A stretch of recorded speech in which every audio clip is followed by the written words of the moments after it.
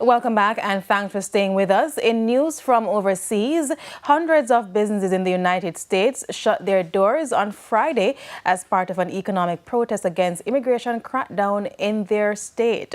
Organizers called for residents to skip work or school if possible and refrain from shopping in a show of opposition to the U.S. Immigration and Customs Enforcement Agency, ICE.